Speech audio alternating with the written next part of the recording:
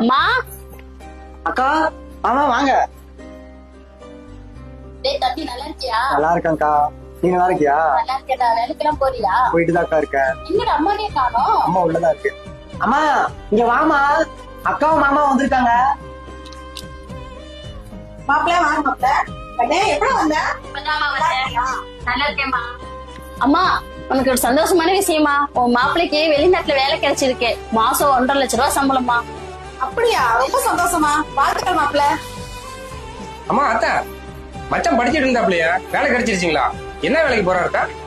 இல்ல மாப்பிள்ள, 2-3 வருஷமா வேலை தொலைவிட்டு இருக்கிறான். வேலை எதுவும் கிடைக்கல. 2-3 வருஷமா வேணாலும் சுத்திட்டு இருக்கிறான். பார்த்து ஏதோ ஒரு 10,000 வேலைக்கு போக சொல்லுவாத்தா, காலெல்லாம் மாறிக்கிட்டு இருக்குது. அம்மா சரிம்மா, போயிட்டு வரேன். நெக்லஸ் கேட்டிருந்தேன், வாங்கி தரேன்னு சொல்லியிருந்தாரு. நான் போயிட்டு இன்னொரு நாளைக்கு வரேன். சரிடா, பார்த்து போயிட்டு வாங்க. சரி வாங்க மாப்பிள்ள. ஏமா அக்கா ரொம்ப கொடுத்து வச்சவம்மா, பணக்கார மாப்பிள்ளை கிடைச்சிருக்காங்க. நல்ல வசதியான மாப்பிள்ளை கிடைச்சி இப்ப பாரு மாசம் 1.5 லட்சம் ரூபாய் சம்பாதிக்கிறாரு. அவர் மாதிரி நாமளும் சம்பாதிச்சு எப்பமா பணக்காரங்க ஆகுது? சாமி, நம்ம இப்பயும் பணக்காரதான்டா. என்னம்மா சொல்ற? ஏமா நம்ம 50-100 செலவு பண்றதுக்கு இவ்வளவு யோசிக்கிறோம். அவங்க பாரு மளிகை கடைக்கு போற மாதிரி நகை கடைக்கு ஷாப்பிங் பண்ணணும்னு சொல்லிட்டு போறாங்க. நாமளும் பணக்காரன்டா.